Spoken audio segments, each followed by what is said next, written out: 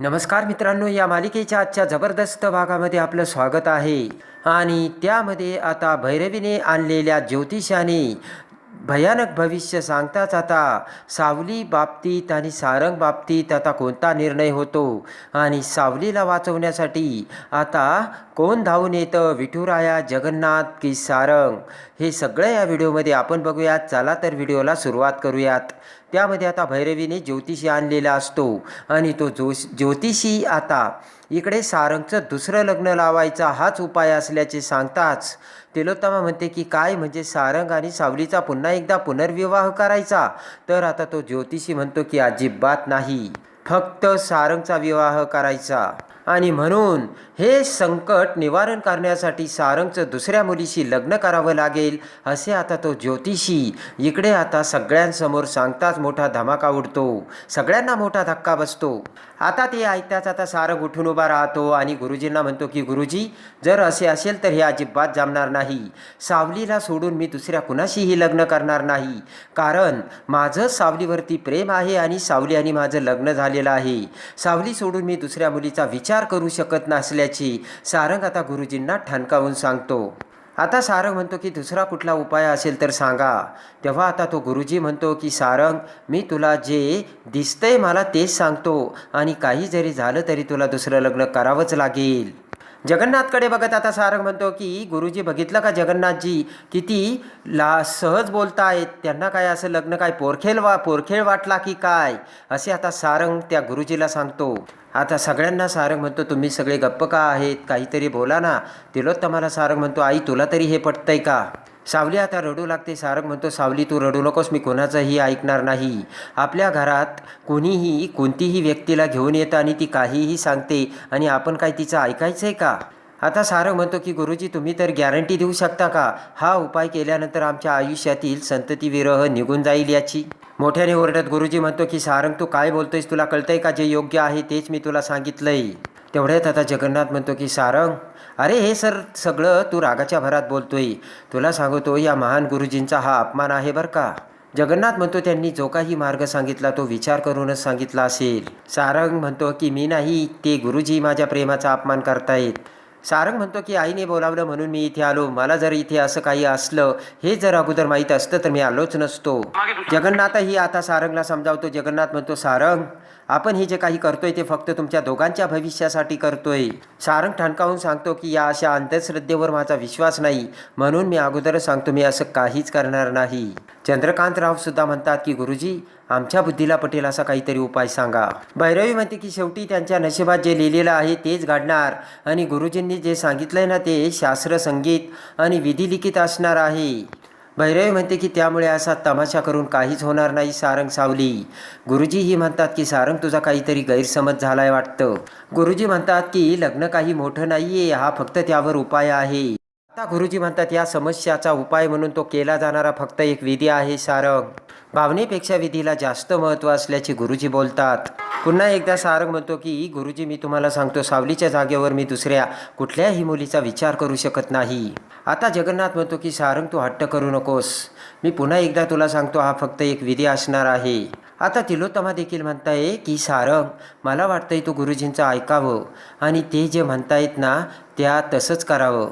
तिलोत्तमा म्हणते की इतर कोणासाठी नाही, पण तुझ्या सावलीसाठी तू कर आणि तरच तुझ्या सावलीला मातृत्वाचं सुख मिळू शकेल, असे आता तिलोत्तमा सारंगला सांगते. राजकुमारही आता बोलतो सारंग, अरे गुरुजी सांगतायत ना, म्हणजे भविष्यात जे येणाऱ्या अडचणी आहे त्यावरती हा छोटासा उपाय आहे. सारंगला आता राजकुमार म्हणतो की या सगळ्या गोष्टीचा तू सुद्धा पुन्हा एकदा नीट विचार कर सारंग, आणि जर यामुळे सावलीला आनंद मिळणार असेल तर हे सगळं करायला काय हरकत असल्याचे राजकुमार सांगतो. सारंग म्हणतो की दादा, तू हे बोलतोयस, तुझ्याकडून मला अशी अपेक्षा नव्हती बरं का. सगळेजण सारंगला समजावतात, पण सारंग म्हणतो तुमच्या सगळ्यांना झालंय तरी काय, तुम्ही थोडा तरी विचार करा.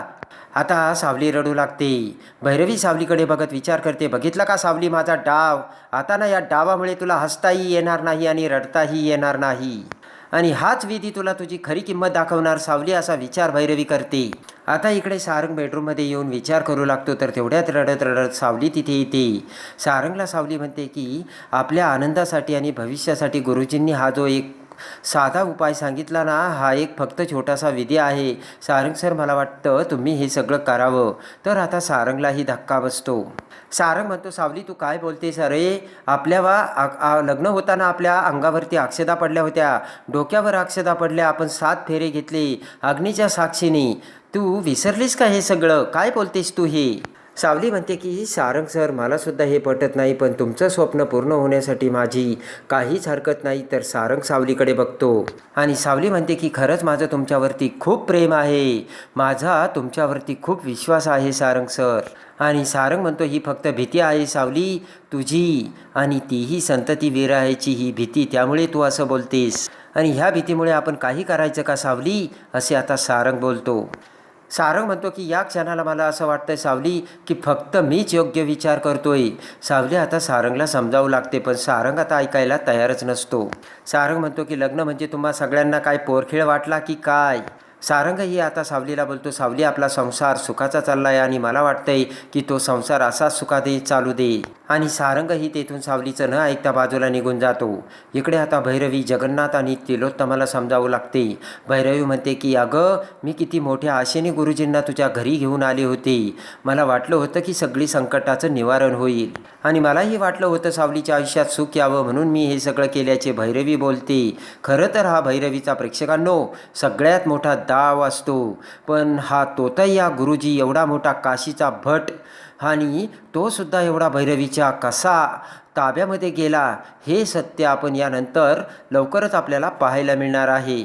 तर आता भैरवी म्हणते, हा माझ्या अपमानाचा प्रश्न नाही आहे. मोठ्या आशेने सावलीला सुख मिळावं म्हणून मी गुरुजींना इथे घेऊन आले होते तिलोत्तमा, आणि असं करून त्या सारंगने गुरुजींचा अपमान केला आहे. तिलोत्तमा, तुला असं वाटत नाही आहे का? हात जोडतच भैरवी गुरुजींना म्हणते, गुरुजी सारंगना या प्रकारामुळे सैरभैर झाला आहे, पण प्लीज त्याला तुम्ही माफ करा. आणि आता इकडे तिलोत्तमा हात जोडून गुरुजींना म्हणते की मी सुद्धा माफी मागते, पण तुम्ही सांगताय जर तो उपाय केला तर माझ्या सारंग आणि सावलीच्या आयुष्यात सुख येईल का आणि त्यांना संतती होईल का आणि ते मूल त्यांच्यापाशी राहील ना, असा तिलोत्तमा गुरुजींना प्रश्न विचारते. गुरुजी म्हणतात, माझा कित्येक वर्षाचा अनुभव आहे. तुमच्या मनात संशय आणि भीती आहे, त्यामुळे असे प्रश्न तुमच्या मनात येणारच. आणि गुरुजी म्हणतात की मी सांगितलेला जर विधी तुम्ही केला आणि जर तुम्हाला फळ मिळाले नाही तर मी माझ्या शास्त्राचा त्याग करील, एवढं मोठं सत्य आता गुरुजी बोलतो. आणि तेवढ्यात आता इकडे भैरवी अनामिकाला खुणावते, तर अनामिका बाहेर जाते. आणि त्यानंतर आता जगन्नाथ पुढे येत म्हणतो, गुरुजी काही जरी झालं तरी हा विधी व्हायलाच हवा.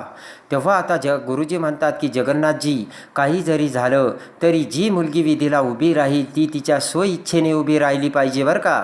आणि इकडे आता गुरुजी म्हणतात की जर ती मुलगी कुणाच्या दबावाखाली आणि स्वतःच्या इच्छेविरुद्ध विधीला बसली तर परिणाम गंभीर होतील बरं का.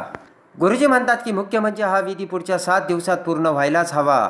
आणि गुरुजी म्हणतात की वेळ फार कमी आहे, तुम्ही तयारीला लागा. आणि हात जोडतच तिलोत्तमा म्हणते की गुरुजी, आम्ही पुढच्या तयारीला लागतो, तुम्ही निश्चिंत राहा. आता इकडे अनामिका सावलीला बोलवायला जाऊ लागते, पण तेवढ्याच समोरून नील येतो आणि नील अनामिकाला म्हणतो की काय झालंय, काय चाललंय बाहेर? सारंग दादाही आला होता आणि त्याने मला सगळं विचारलं, तो सुद्धा टेन्शनमध्ये होता. तर घडलेली हकीकत अनामिका आता नीलला सांगते आणि म्हणते की आपल्या घरी गुरुजी आले होते आणि गुरुजी काय काय म्हटले हे सगळं आता अनामिका नीलला सांगते.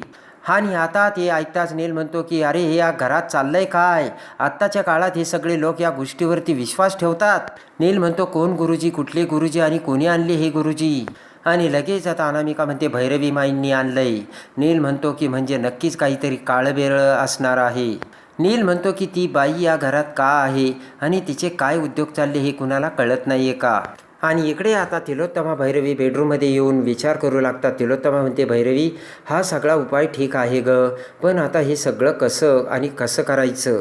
आणि आता त्यांचं भैरवी तिलोत्तमाचं बोलणं चालू असताना तेवढ्या सरबत घेऊन अनामिका तिथे येते. तर भैरवी अनामिकाकडे बघते. इकडे आता भैरवीच्या डोक्यात अनामिकाला बघून नवीन प्लान सुचतो. आणि ही मुलगी म्हणजे अनामिकाचं जर सारंगशी लग्न झालं तर एका दगडात मला 2 पक्षी मारता येतात. म्हणजे पहिलं म्हणजे सावलीला जो त्रास होईल ना, त्यास तो मला आनंद उपभोगता येईल. आणि अनामिका ही तर माझ्या हातातील आहे, तिला मी हवं तसं माझ्या बाजूने वळू शकते, असा विचार आता भैरवी करते. गोपाळ भटाच्या उपायामुळे ही संधी आता चांगली चालून आली असे भैरवी बोलते आणि मला आता ही चालून आलेली संधी अजिबात गमवायची नाही असा विचार आता भैरवी करते. आता इकडे तिलोत्तमा म्हणते, भैरवी ऐक ना, जरी आपला सारंग या विधीला हो म्हणाला तरी आपल्याला अशी मुलगी मिळणार नाही की जी स्वतःच्या इच्छेने हे सगळं करायला तयार होईल. आणि केवळ अशी कोणती मुलगी आहे की जी आपलं अख्खं आयुष्य या विधीसाठी पणाला लावेल भैरवी? तिलोत्तमा म्हणते, तेव्हा हे सगळं होणं अशक्य आहे, तू माझ्याकडून लिहून घे. आणि रागाने तिलोत्तमा तेथून निघून जाते. भैरवी म्हणते की आता मला लवकरात लवकर मला सूत्र हलवावे लागणार आणि ही मुलगी तर माझ्या समोरच आहे. आणि आता सारंगचं लग्न अनामिकाशी घडवून आणण्यासाठी मला अनामिकाला काहीही करून तयार करायचंच आणि हाच माझा पुढचा डाव असल्याचे भैरवी विचार करते. आणि भैरवी आता खूप खुश होते, कारण आता भैरवीने अनामिकाचं लग्न सारंगशी लावण्याचा पुन्हा नवीन डाव टाकलेला असतो. आता भैरवी अनामिकाला कशी तयार करणार आणि आता सारंग हा लग्नाला तयार कसा होणार आणि त्यासाठी काय करायचं हा सगळा विचार आता भैरवी करू लागते. भैरवीने आता एका दगडात 3 पक्षी मारण्याचं ठरवलेलं असतं.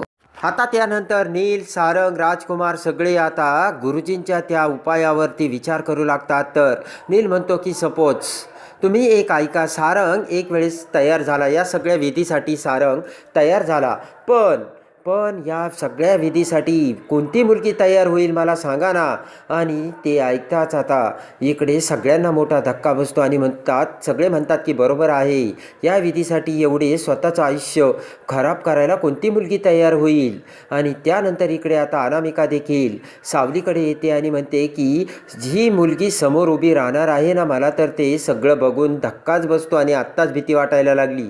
सावली म्हणते, त्यात कशाला भीती वाटायची? अनामिका म्हणते की पण सारंग सर तयार होतील का? तर सावली म्हणते की सारंग सर आत्ता तयार नाही आहेत, पण मला विश्वास आहे, त्यासाठी आपल्या व्यक्तीवरती विश्वास असायला हवा आणि मला माहिती आहे सारंग सर तिलोत्तमा मॅडमचं ऐकतील. इकडे आता तिलोत्तमा सारंगला समजवायला येते आणि म्हणते की सारंग, एक वेळेस तू स्वतःचा विचार करू नकोस, पण तू फक्त डोळे बंद करून सावलीचा विचार कर, सावलीच्या आनंदाचा विचार कर. आणि हे सगळं जर तुला सावलीच्या आनंदासाठी करावं लागत असेल तर काय हरकत आहे. तर आता त्यानंतर दुसऱ्या दिवशी भैरवी ही पुन्हा गुरुजींना आता सारंगला समजावण्यासाठी घेऊन येते. आणि गुरुजी आता तिथे येताच आता पुन्हा सारंगला म्हणतात, सारंग मग विधीसाठी तयार झालास का आणि सगळी तयारी झाली का? आता ती ऐकता सारंगला खूप राग येतो. सारंग आता हे सगळं करायला अजिबात तयार नसतो आणि रागाने आता राग उपाळून येत सारंग आता गुरुजींना पुढे जाऊन आता गुरुजीची कॉलर पकडतो आणि गुरुजीला वर उचलून म्हणतो की गुरुजी, मी हा विधी करणार नाही, सावली सोडून मी दुसरं लग्न करणार नाही. तुम्हाला एकदा मी सांगितलंय माझं सावलीवरती प्रेम आहे. सारंगचं ते सावलीवरचं प्रेम बघून आता गुरुजींना घाम आलेला असतो आणि गुरुजी आता भीतीने गाळण उडून गुरुजी मोठ्याने ओरडतो. तर सारंगने गुरुजीला उचलून आता कॉलर पकडून गुरुजीला सावलीवरचं प्रेम दाखवलेलं असतं. तर आता पुढे काय घडणार प्रेक्षकांनो, हे सगळं बघण्यासाठी आणि या मालिकेच्या डेली अपडेटसाठी आपल्या चॅनलला लाईक करा, सबस्क्राईब करा.